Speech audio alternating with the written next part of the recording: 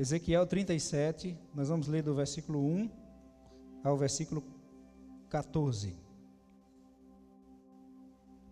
Eu creio que muitos de vocês já conhecem esse texto. Ezequiel 37 fala do vale de ossos secos. Eu já preguei nesse texto diversas vezes, mas parece que cada vez que a gente vai ministrar, vem algo diferente, uma visão diferente, um pensamento diferente daquilo que Deus queria falar através daquele texto. Por isso que a Bíblia, cada vez que é pregada, ela foca numa nova face, porque a Bíblia é viva, né? Hebreus 12 fala que a palavra de Deus é viva e eficaz, mais penetrante que qualquer espada de 2 gumes. Então, por ela ser viva, ela não fica no mesmo estado, ela não se altera no sentido de adulterar a palavra, de ficar diferente, mas ela tem aplicações, às vezes diferentes daquilo que a gente fez alguma vez. Lógico que toda ela combinando e concordando com ela mesma, que a palavra de Deus não se contradiz em momento nenhum. A palavra de Deus é a palavra de Deus. Toda aparente contradição é uma falta de conhecimento de quem está lendo. Porque a palavra de Deus, ela se explica. Quando você conhece um pouco, pode parecer contradição, mas quanto mais você conhece, mais você vê que a palavra de Deus é correta, é perfeita. Vamos lá, Ezequiel 37, versos de 1 a 14. A mão do Senhor veio sobre mim e Ele me levou pelo Espírito do Senhor a um vale cheio de ossos. E me fez andar de um lado para o outro e vi que o número deles no vale era grande e estavam muito secos. Outra versão diz estavam sequíssimos. Ele me perguntou: filho do homem, esses ossos poderão reviver? Respondi: Senhor Deus, tu sabes. Então ele me disse: profetiza sobre esses ossos e dize-lhes: ossos secos, ouvi a palavra do Senhor. Assim diz o Senhor Deus a estes ossos: farei entrar em vós o fôlego de vida e vivereis. Sobre vós porei nervos, farei aparecer carne, estenderei pele, porei o espírito em vós e vivereis. Então sabereis que eu sou o Senhor. Profetizei como me foi ordenado.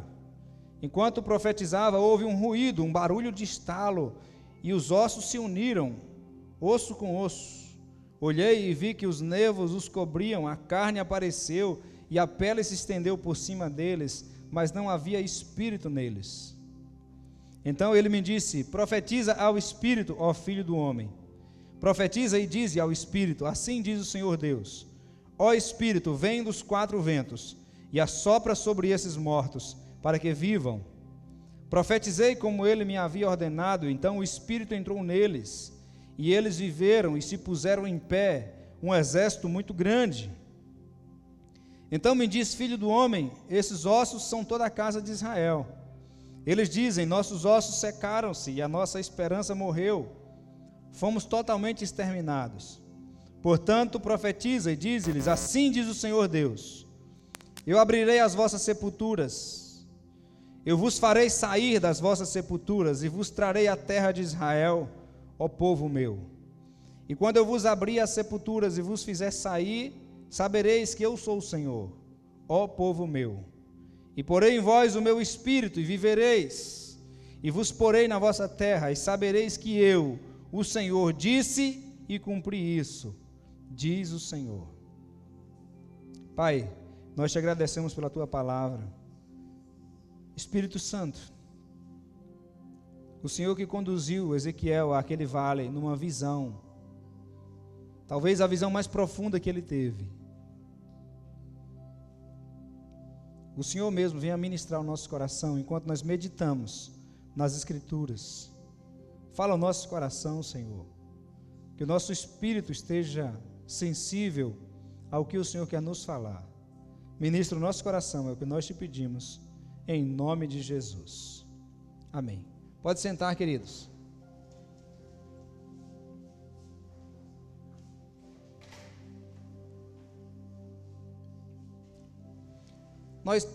Todos nós na nossa vida temos momentos de altos e baixos. Passamos por momentos bons e que a gente pensa assim, poxa, que momento bom que eu estou vivendo. E passamos por momentos que a gente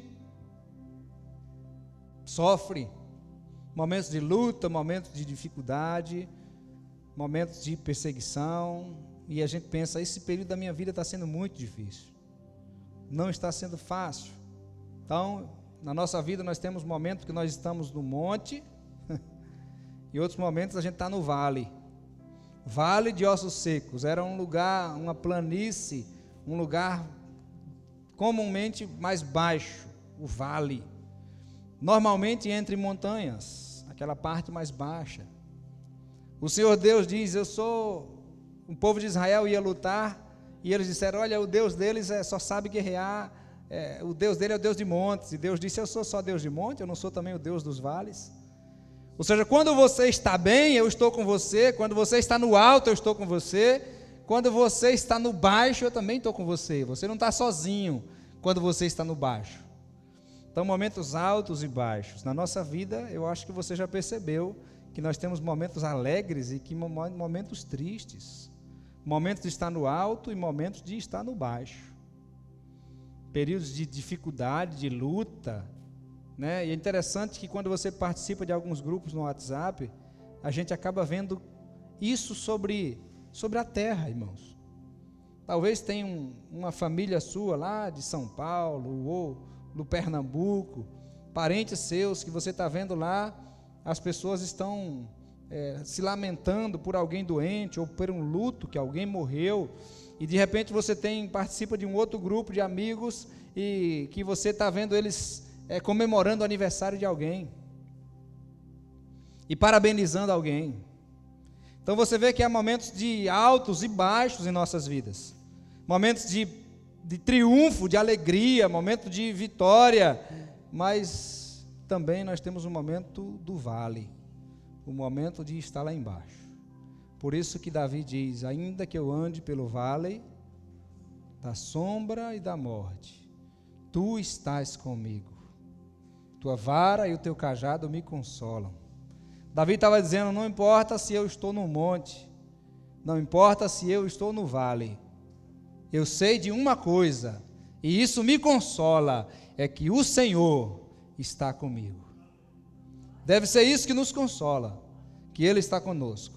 Mas é certo de que nós temos momentos de altos e baixos, momentos de alegria, de regozijo, de festa, mas também momentos de choro, momentos de pranto. Por isso que a Bíblia diz, o choro pode durar uma noite. Ele não diz que não haverá choro, haverá choro. E esse choro pode durar uma noite, um período. Uma noite não significa necessariamente 12 horas do período escuro do dia, mas uma noite significa talvez um tempo de escuridão em que você não entende o que está acontecendo. O choro e esse período de sofrimento pode ser chamado até de noite, um período da noite, e você está clamando para que o dia amanheça, para que venha a alegria logo pela manhã. Então, altos e baixos na nossa vida nós temos, os altos e baixos da nossa vida. E por que Deus permite que a gente desça aos vales, aos momentos baixos, aos momentos de tristeza, aos momentos de andar num lugar onde não tem vida? Por que Deus permite a gente trabalhar numa empresa que às vezes todo mundo é incrédulo? As pessoas tiram sarro daqueles que servem a Deus, falam mal de pastores, falam mal de igrejas. E por que às vezes Deus permite a gente estar nesse meio? Por que às vezes Deus permite a gente estar num lugar onde a gente está tendo tristezas e decepções? Só encontramos ossos secos, onde não há vida. Por que Deus nos leva aonde não tem vida? E eu quero falar sobre isso essa noite. Como é que você vai lidar com os momentos, com essa variação da sua vida?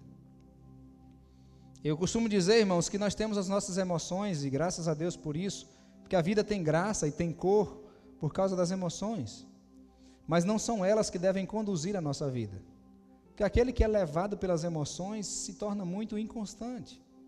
ele não tem firmeza, ele vai ter muita dificuldade, porque haverá dias alegres, dias tristes, e você precisa manter o equilíbrio entre a razão, a emoção, e você precisa desfrutar das emoções boas e resistir firme no dia que você não estiver se sentindo muito bem. Você não pode ser levado por aquilo que sente. Você não pode ser levado pelo aquilo que você está passando naquele momento e que está atingindo teu coração. Momento de tristeza não é o momento de se afastar de Deus.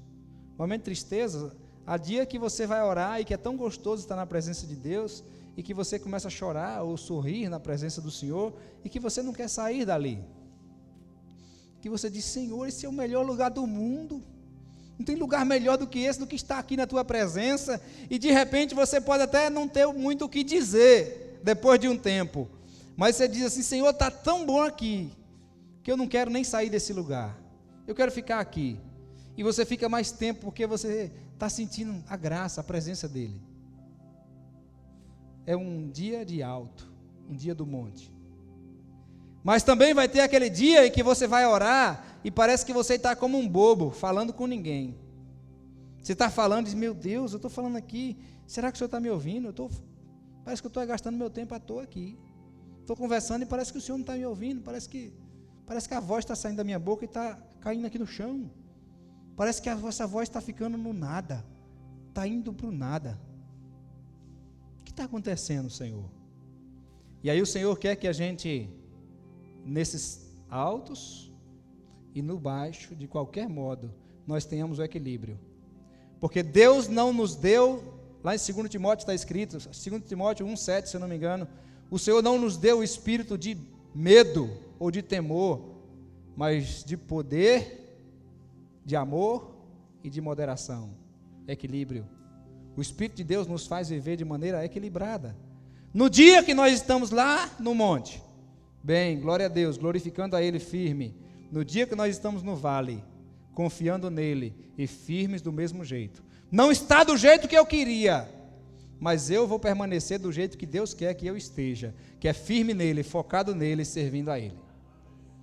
Então, por que o Senhor permite que a gente tenha momento de vale, momento de estar lá embaixo? Por que Ele permite? Primeira coisa, para nos ensinar coisas que nós não aprenderíamos no monte. O Senhor nos leva no vale para nos ensinar, para falar conosco. Olha os versículos 1 e 2. A mão do Senhor veio sobre mim, Ele me levou pelo Espírito do Senhor a um vale cheio de ossos, e me fez andar de um lado para o outro, e vi que o número deles no vale era grande, estavam sequíssimos, estavam muito secos. O Senhor levou ele a andar naquele vale. Por que andar entre os ossos secos?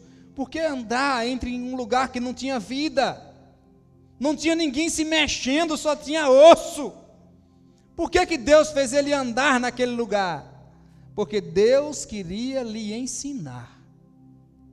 Existem coisas, lições na nossa vida que nós só vamos aprender no momento difícil. Se você estiver num tempo de alegria e de festa sempre, tem lições que você não pode aprender lá. Momentos de alegria não podem te ensinar todas as coisas. Tem coisas que você só vai aprender através do sofrimento. E o sofrimento é pedagógico. O sofrimento é um professor para nos ensinar lições que nós não aprendemos no momento de alegria. Por isso é necessário passarmos por um momento de sofrimento para que possamos aprender algumas coisas, para que possamos ser ensinados pelo Senhor. Ande no meio desses ossos, ande, caminhe para lá e para cá e observe esses ossos.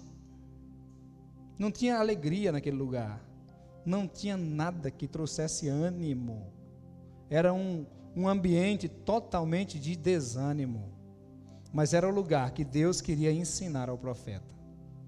Está passando algum sofrimento em alguma área da sua vida? Escute. O Senhor quer te ensinar através desse sofrimento. Ele quer falar com você. É lá no vale onde a mão do Senhor pode estar conduzindo você e guiando você por esse vale. Não era o diabo que estava guiando Ezequiel, era a boa mão do Senhor que estava guiando ele pelo meio do vale de ossos secos, caminhando entre ossos sequíssimos. Quando Jesus estava no barco com os discípulos, foi Jesus que conduziu os discípulos, e eles estavam no barco, e naquele barco houve uma grande tempestade, e Jesus estava dormindo, porque Jesus estava muito cansado, já que não tinha ninguém para ele curar naquele momento, pessoas para ensinar. Tinha os apóstolos, mas ele queria ensinar outra lição para os apóstolos, e Jesus vai para o porão dormir, para descansar um pouco. Começa uma grande tempestade. Sabe, irmãos, por que eu digo isso? Sabe por que a palavra de Deus ensina sobre isso? Porque às vezes a gente pensa assim, Deus não pode não estar comigo, porque eu estou passando esse sofrimento na minha vida. Parece que Deus me deixou, parece que Deus me abandonou, porque eu estou passando por esse sofrimento terrível na minha vida, e cadê Ele? Cadê Deus? Aonde é que Deus está no meu sofrimento? Ei, quem sabe a tempestade veio exatamente porque Jesus estava lá.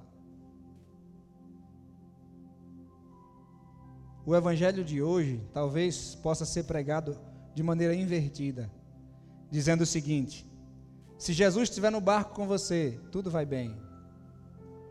Esse é o evangelho moderno, não é bíblico. O evangelho bíblico é, mesmo estando com Jesus no barco, você pode passar por tempestades. E pode ser exatamente porque você está andando com Jesus no barco, as tempestades venham sobre você, para te ensinar alguma coisa. Jesus levanta e houve ensinamento? É claro que houve ensinamento. Jesus diz, basta, cessai, o vento cessa, na hora. E Jesus diz assim, cadê a fé de vocês? Sabe o que Jesus estava ensinando? Vocês podem também dar ordem para essa tempestade parar, porque vocês receberam também de mim autoridade.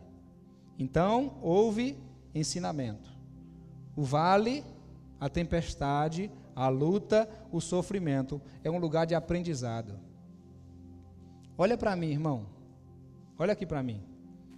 Se você demorar de aprender a lição, mais tempo no vale você vai ficar. Sabe quando chega o final do ano e os alunos que passaram direto começam as férias? E quem ficou de recuperação, porque eu não me esforcei mais, quase que eu passei.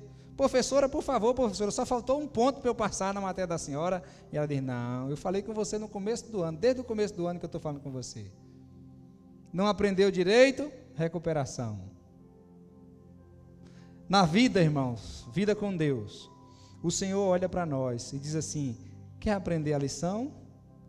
Não quer aprender? Vai continuar no vale, vai continuar na sala de aula, vai continuar na tempestade, porque quando você aprender, é hora de tirar você desse lugar de sofrimento, porque vale é lugar de ensinamento. Ele nos permite ir para o vale, ou nos leva para o vale, para nos ensinar. Todo sofrimento pode tornar você uma pessoa melhor. Todo sofrimento pode tornar você uma pessoa melhor. Já ouviu falar num pastor chamado Cláudio Duarte? Quem já ouviu falar? O que é que aquele homem mais prega? Sobre família. Por que Deus dá um ministério a ele sobre família, se ele praticamente não teve família? Quando ele era garoto. Ele vivia mudando de casa em casa. Ele disse que mudou parece que mais de 5 vezes. Ia para a casa de um tio, chegava lá, o povo brigava com ele, botava ele para fora, ele ia para a casa de outro parente. Ele disse, eu estava acostumado, eu juntava minha trouxinha de coisa, quando brigavam comigo, me botava para fora, eu já pegava minhas coisinhas e ia para outra casa. Ele disse, eu não tinha referência de família. Eu não tinha referência de família. Olha como Deus faz. O Senhor estava dizendo assim, olha, eu vou permitir você entrar nesse vale, porque eu quero trabalhar em você uma coisa que você vai ser uma bênção, no Brasil e fora do Brasil. Todo sofrimento pode tornar você uma pessoa melhor, se você quiser.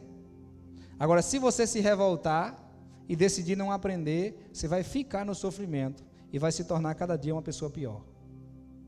Porque no vale só tem 2 tipos de gente: profeta e osso. Aí ou você aprende a se tornar profeta, ou você se torna mais um osso morto no vale. Primeira coisa, porque Deus nos permite ir no vale, ou nos leva para o vale, é para nos ensinar. Segunda coisa, por que Deus nos leva para o vale? Segunda coisa, para nos fazer refletir.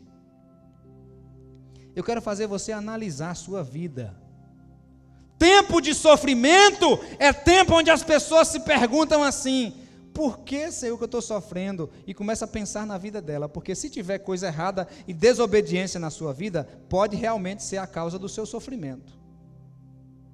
Versículo 3, ele perguntou: filho do homem, esses ossos poderão viver? Por que Deus nos faz perguntas? É porque Ele não sabe a resposta? Deus nos faz perguntas para nos fazer refletir. Por que Deus nos leva para o vale? Para fazer a gente pensar, para fazer a gente refletir. Filho do homem, esses ossos podem viver? Tanto que a resposta dele, qual é a resposta dele? Senhor, o Senhor sabe. Primeiro ele pensou sobre aquilo, e ele diz assim: eu vou dizer que pode viver, que não pode, eu acho que pode, mas eu não sei se Deus quer. O que será que o profeta pensou? O Senhor faz ele refletir, irmão. Momento de alegria, talvez a gente não pensa muito na nossa vida. Momento de alto, só de alegria. A gente está tudo bem, a gente não tem muito que pensar em muita coisa, né? Está tudo tranquilo. Aí quando vem a luta, que a gente desce o vale, o Senhor nos conduz para o vale, a gente começa a pensar: meu Deus do céu, o que está acontecendo comigo? Me ajuda, Senhor. E a gente começa a refletir e pensar melhor. O vale é lugar de ensinamento, e o vale é lugar de reflexão. Por que Deus nos permite ir para o vale? Terceira coisa, para nos desafiar. Eu quero ver se você me serve só quando está na boa, só quando está no lugar alto. Eu quero ver se você é capaz de me servir, de confiar na minha palavra, quando você está num lugar desconfortável. Eu quero ver quem é você. Tem muitos crentes que não estão mais aqui na igreja, se afastaram do evangelho. Bastou acontecer algumas coisas ruins na vida delas, e elas se afastaram. Quando eu ouço um crente dizer assim: é por isso que eu sirvo esse Deus maravilhoso. Ah, é por isso? É porque Ele lhe faz bem? E no dia que as coisas do Senhor não fizer do jeito que você quer, você vai deixar de servi-lo? Você serve a Ele em troca de benefícios que Ele possa te dar? Ou você serve a Ele porque você reconhece que Ele é Deus e que Ele é o Senhor do universo e sem Ele não há vida? Por que você serve a Ele? O Senhor nos permite ir para o vale para nos desafiar. Olha o desafio do Senhor: filho do homem, eu quero desafiar você no lugar improvável. Versículo 4. Então ele me disse: profetiza sobre esses ossos e dize-lhes: ossos secos, ouvi a palavra do Senhor. Olha que desafio, irmão. Você tem coragem, filho do homem, de profetizar sobre esses ossos secos? Eu quero desafiar você. Irmão, Deus coloca você em situações para ver se você tem coragem de declarar palavras proféticas, de declarar o contrário daquilo que você está vendo. O que é que você está vendo? Ossos muito secos. Comece a profetizar a vida sobre esses ossos secos. Comece a falar, não por aquilo que você está vendo, mas comece a declarar pelo aquilo que você acredita. Você confia em mim, filho do homem? Comece a profetizar, comece a falar coisas boas. Não é dizer assim: do jeito que as coisas estão aí, misericórdia, vai todo mundo morrer de corona. Irmão, Quem vai ser o primeiro a morrer de corona? Aquele que está profetizando coisa ruim, se amaldiçoando. Comece a declarar a palavra de cura, meu irmão, palavra de bênção, palavra de vitória. Você conhece o texto de Romanos 14, o verso 17? A promessa que o Senhor fez a Abraão é o mesmo Deus que criou o universo pelo poder da sua palavra, e que Ele chama as coisas que não existem como se já fosse. Ele declara as coisas e elas acontecem. E você se tornou, no dia que você entregou sua vida para Jesus, filho desse Deus. E quando você abre a sua boca e declara, você tem um poder criador em você, de transformar a situação. Quando você diz assim, está tudo acabado, olha o jeito que a minha família está, irmão, não fala uma coisa dessa, irmão. Abra a tua boca e declara o contrário. Minha irmã, como é que está aí o marido? Como é que está o marido lá, minha irmã, que estava passando aquela dificuldade? Pastor, não tem mais jeito não, aqui já era, perdi a fé. Meu Deus, não fala isso não, já era. Então os urubu vai tomar conta. Já era, né? Está declarando que já era. Eu gosto quando o crente diz assim, eu digo, e aí, meu irmão, como é que está? Pastor, está difícil, mas Deus vai me dar a vitória. Eu digo, Deus vai dar a vitória mesmo. Glorificou o nome de Deus, confiou nele. Falei isso aqui, lembrei de um sonho que eu tive semana passada. Eu tive um sonho que a gente estava num ambiente parecendo uma grande fazenda, como se fosse um lugar de avião decolar. Era um lugar muito grande, muito bonito, e haviam diversos aviões que decolavam naquele lugar. E de repente saiu um avião pequeno, um avião meio que quadrado, um avião estranho, como se fosse um helicóptero, mas não era um helicóptero, era um avião. E aquele avião decolou, era uma pessoa estranha, eu nunca conhecia aquela pessoa, não sei quem que era, e aquele avião decolou, aquele avião subiu, e eu digo, vai cair, pensei que ia cair, o avião baixou, depois subiu de novo, e veio vindo, irmãos, de longe a gente via aquele avião descendo, e aquele avião bateu no chão e explodiu. A explosão foi tão grande que peças do avião voaram perto da gente. Misericórdia, nós ficamos naquele espanto.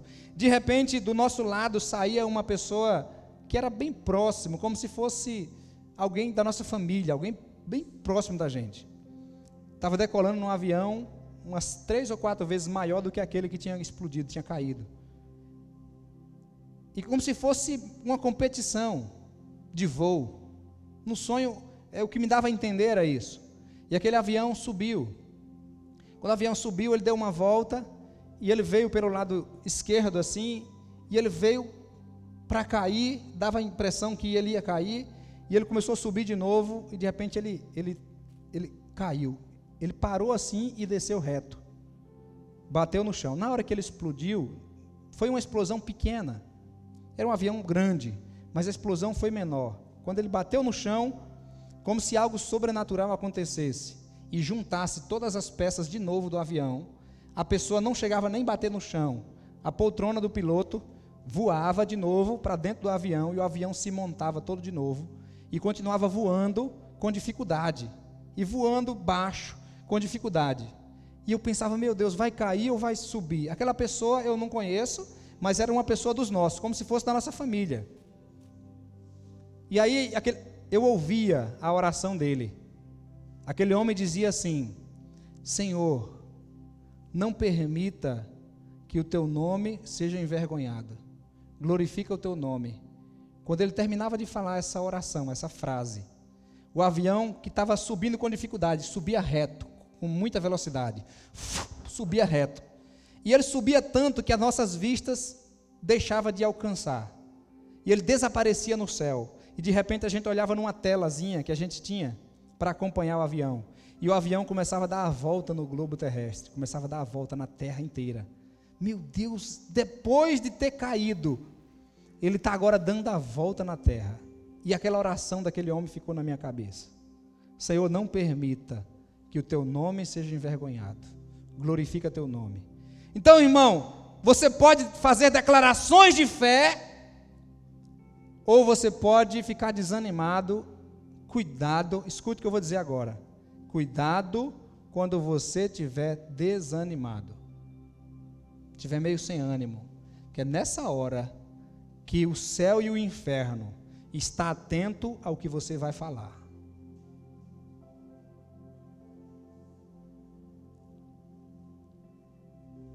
Quando Davi enfrenta Golias, e Golias vem dizendo que vai matar Davi, diz: por acaso eu sou um cão morto para você vir com um pedaço de pau e com pedra para mim? Eu vou lhe matar. Aí Davi diz assim: você vem contra mim com espada e com lança, e eu vou contra você em nome do Senhor dos Exércitos. Irmão, usou o nome do Pai. Em nome do Senhor dos Exércitos é que eu vou. Quando ele fala isso, irmão, está selada a vitória. E eu vou matar você e cortar a sua cabeça. Irmão, já profetizou. Profetizou. Comece a olhar para o problema, irmão, de maneira diferente. Comece a olhar para a dificuldade, para o vale de ossos secos, de maneira diferente. O povo de Israel, os guerreiros de Israel olharam para Golias e diz: olha o tamanho daquele homem, misericórdia, esse homem vai me quebrar no meio. Davi olha e diz: gente, olha o tamanho daquela testa, eu não erro uma pedra ali, nunca. Começa a olhar para o problema, irmão, diferente. Deus, obrigado por essa luta que eu estou passando, porque através dessa luta aqui, Senhor, teu nome vai ser glorificado. O negócio aqui está tão difícil, os ossos estão tão secos, que quando o negócio acontecer aqui, o nome do Senhor vai ser glorificado. Ou você fica desanimado e sem fé. O Senhor conclama você e desafia você a profetizar no meio do vale. Sua situação era pior do que essa, num vale que não tinha nada de vida. Qual é seu problema, irmão? Qual é seu problema? Qual é seu problema? É alguém da família que está dando trabalho? É alguém da família que está enfermo? Qual é seu problema? Como é que você vai olhar para essa situação? Deus diz assim: filho do homem, o que tem aí? Caminha no meio, vale de ossos secos. Como é que ele identificou que os ossos estavam sequíssimos? Eu creio que é a aparência dos ossos. Quando você desossa a carne, o osso fica ainda com um pouco de carne, ele fica meio verde, né? Não chama de verde, mas como se ele tivesse ainda úmido. Mas com o tempo, com o sol, vai secando e o osso fica muito seco, chega a ficar levezinho, chega a ficar leve, o esqueleto leve. Quem sabe ele passando no meio do vale de ossos secos, talvez bateu o pé assim, os ossos estralaram. Puxa, esses ossos estão muito secos. Sua situação. Se a situação que ele estava, ele teve coragem para profetizar, será que você tem coragem? Deus está desafiando você. Será que você tem coragem de profetizar na situação que você se encontra?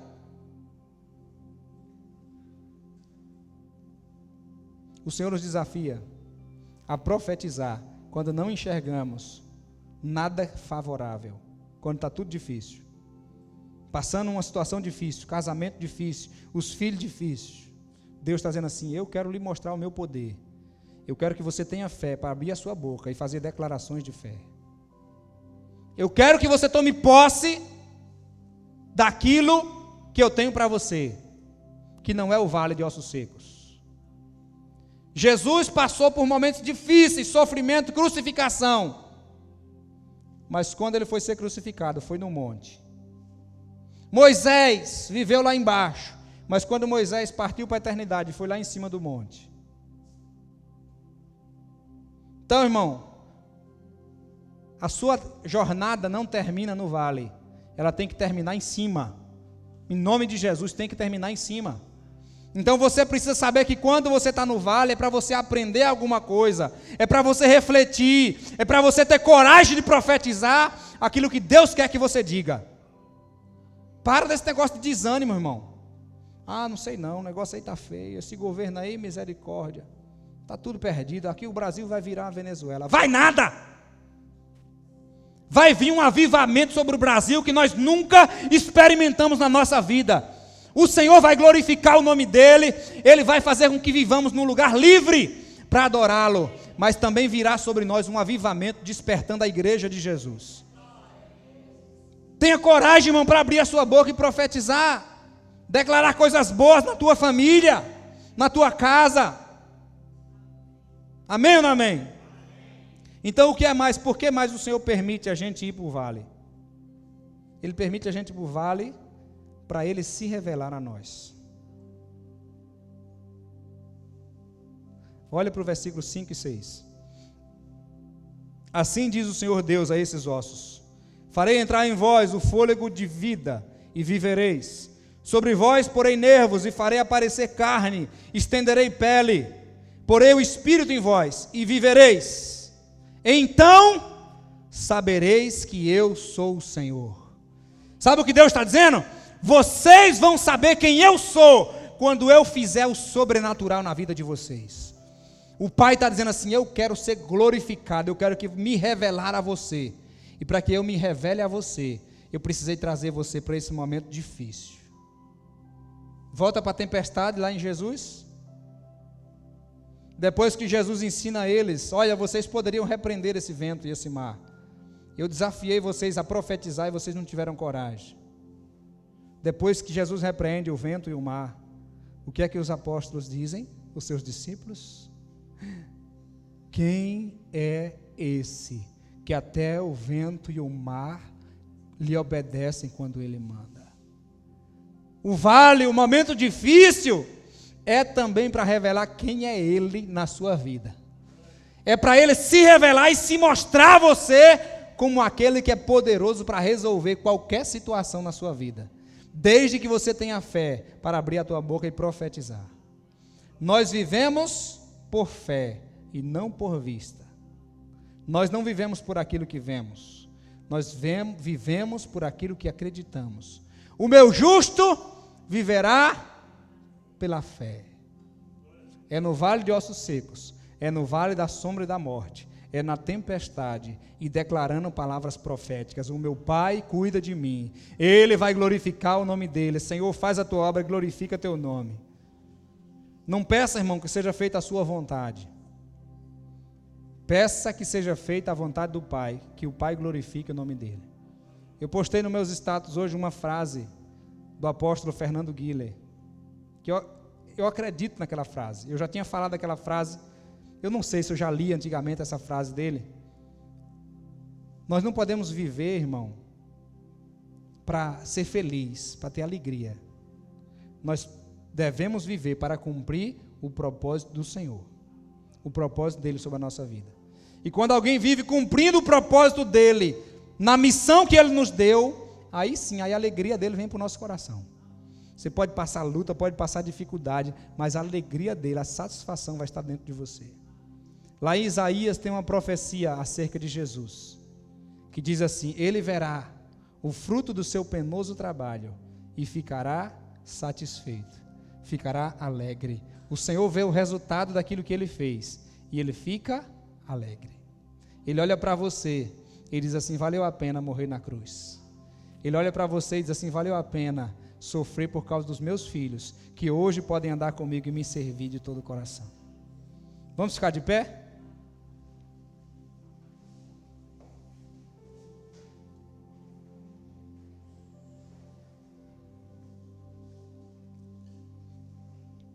Olha o versículo 7 ainda. Já fechou a Bíblia? Não, hoje eu demorei mais do que o costume de quarta-feira. Mas aguenta só mais um pouquinho aí. Versículo 7. Profetizei como me foi ordenado. Enquanto eu profetizava, houve um ruído, um barulho de estalo, e os ossos se uniram, osso com osso. Barulho de osso batendo com osso. Os ossos estavam tão secos que quando batiam no outro estralava. E formou-se um exército de esqueletos. Versículo 8 diz: olhei e vi que os nervos os cobriam, e a carne apareceu, e a pele se estendeu por cima deles, mas não havia espírito neles. Começou a declarar palavras proféticas. Já tinha vida? Ainda não. Algumas coisas começaram a acontecer, um barulho de osso se juntando com osso. Depois juntou-se, os nervos vieram sobre os ossos, que você sabe que dissecando um corpo, os nervos estão nas juntas dos ossos, estão ligados no osso. Antes de vir os músculos e antes de vir a pele por cima. E o texto sagrado diz assim: a carne apareceu, os nervos cobriram os ossos, a carne apareceu e a pele se estendeu por cima, camada por camada. Hoje a ciência diz assim: nós descobrimos que tem a medula nos nervos, nas juntas e tal, e aí já estava escrito na palavra, já estava escrito as camadas qual que era, anatomia bíblica. Juntou tudo e fechou a pele sobre ele. Agora, o que era isso agora? Um exército? Não, era um grupo cheio de defunto, todo mundo morto. Mas ele já tinha profetizado? Já.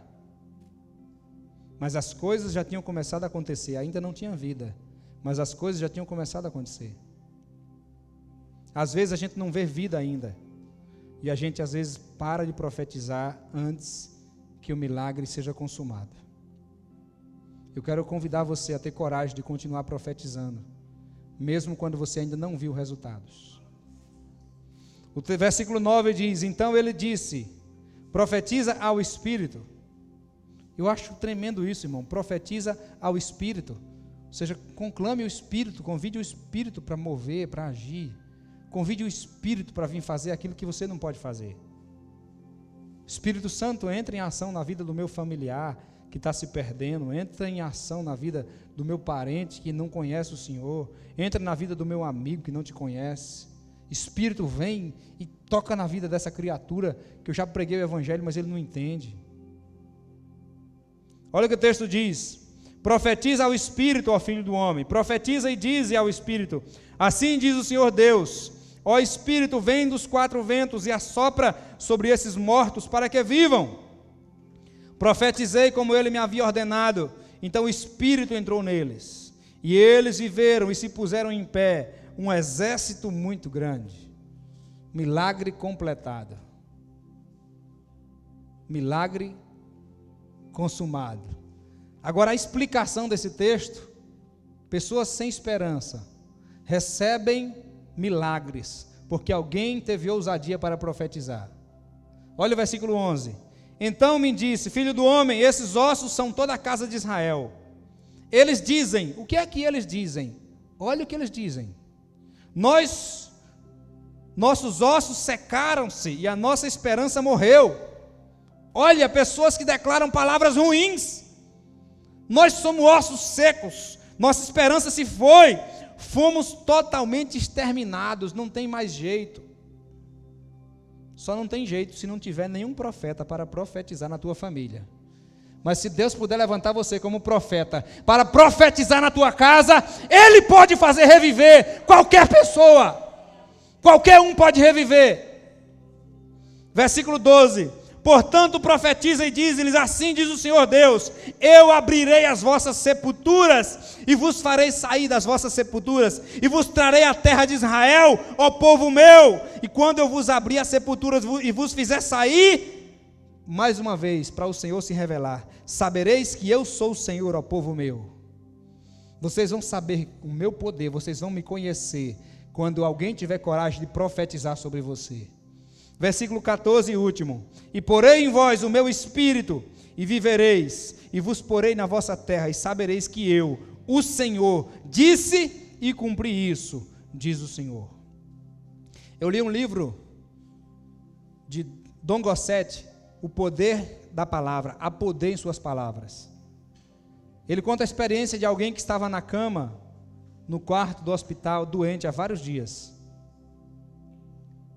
E alguém foi ler a Bíblia para ele, e começou a ler no Salmo 27, a pessoa abriu no Salmo 27, e já estava lendo a Bíblia, mas quando leu o Salmo 27, o versículo 1, ele parou e pediu para repetir. O Salmo 27, o verso 1 diz assim, Salmo 27, eu abri no 127, Salmo 27, o verso 1, diz assim: o Senhor é a minha luz e a minha salvação, a quem temerei? O Senhor é a força da minha vida, de quem terei medo? Ou de quem me recearei? O Senhor é a minha luz e a minha salvação, de quem terei medo? O Senhor é a força da minha vida, de quem terei medo? O Senhor é a força da minha vida. Quando a pessoa leu, o Senhor é a força da minha vida, ele disse, espera aí, a pessoa parou de ler, ele disse, lê de novo, por favor. A pessoa leu: o Senhor é a força da minha vida. E quem estava na cama disse assim: o Senhor é a força da minha vida? Se o Senhor é a força da minha vida, eu não preciso ficar mais nessa cama. O Senhor é a força da minha vida. O Senhor é a força da minha vida. E ele começou a declarar isso pela fé: o Senhor é a força da minha vida. E ele sentou na cama e ele disse: eu quero andar. O Senhor é a força da minha vida. E ele sentou na cama. Ele disse: o Senhor é a força da minha vida. Desceu da cama e começou a andar de um lado para o outro no quarto. O Senhor é a força da minha vida. O Senhor é a força da minha vida. O Senhor é a força da minha vida. E ele teve sua saúde restaurada pela declaração de fé da sua boca. Palavras proféticas podem sair dos teus lábios para declarar vida. Aí ele conta que quando ele aprendeu o poder da palavra, ele disse que às vezes estava evangelizando alguém e a pessoa não estava entendendo o que ele estava dizendo da palavra de Deus. Aí ele dizia: mente, se abra agora em nome de Jesus, na frente da pessoa. A pessoa olhava para ele, achava estranho, mas ele começava a falar de novo aquilo que já tinha falado, e a pessoa começava a entender o evangelho. Palavras proféticas. Comece a declarar palavras de bênção sobre a tua casa. Comece a declarar palavra de bênção sobre os teus amigos. Comece a declarar palavras de bênção no teu trabalho. Ainda que não tenha ninguém que tema o Senhor lá, só você. Às vezes Deus te colocou no meio do vale de ossos secos para declarar vida naquele lugar. Então, irmão, o que fazer? Momentos altos da nossa vida é fácil. O monte é lugar de estar com Deus, de buscar a Deus, de ter alegria, lugares altos. Mas quando você está no lugar baixo, no vale, Deus levou você lá para te ensinar, para fazer você refletir, para desafiar você. E por último, para se revelar a você, para você ter novas experiências com Ele. Amém? Vamos orar? Pai, nós te agradecemos pela Tua palavra. Senhor, obrigado, porque cada vez que lemos a Tua palavra, o Senhor nos dá uma perspectiva diferente. Obrigado porque podemos aprender no momento difícil, no momento de luta, quando estamos num ambiente totalmente sem esperança. Nós temos um lugar para aprender do Senhor, para refletir sobre a nossa vida, para ter coragem de abrir a nossa boca e começar a declarar palavras que são até fora da lógica daquele ambiente. Mas o Senhor quer que declaremos palavras de fé, e quando começarmos, Senhor, a declarar essas palavras de fé, o Senhor vai se revelar a nós e mostrar o Teu poder, e fazer vir vida aonde só tem ossos secos. Obrigado pela Tua palavra, Senhor.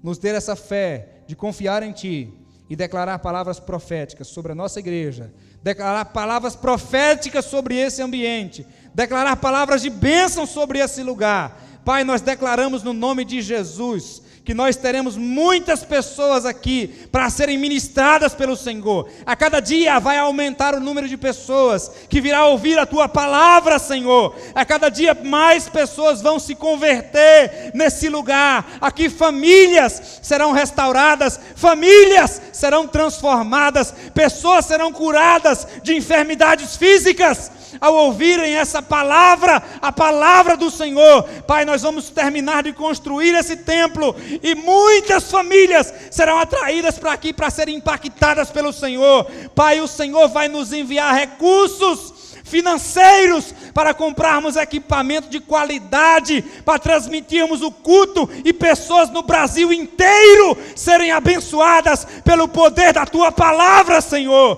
Pai, em nome de Jesus nós profetizamos vida. Nós profetizamos que a internet vai melhorar nesse lugar, a internet não vai ter oscilação, em nome de Jesus, para que a Tua palavra chegue sem interrupção nos lares. Pai, em nome de Jesus, as pessoas que chegarem aqui nessa igreja vão ver pessoas alegres, pessoas ousadas, pessoas que têm coragem de profetizar sobre vidas. Demônios serão expulsados, pessoas serão libertas, pessoas que usam drogas serão libertas dos vícios, pessoas que são entregues à pornografia serão livres, porque o Teu poder vai operar e continuar agindo nesse lugar.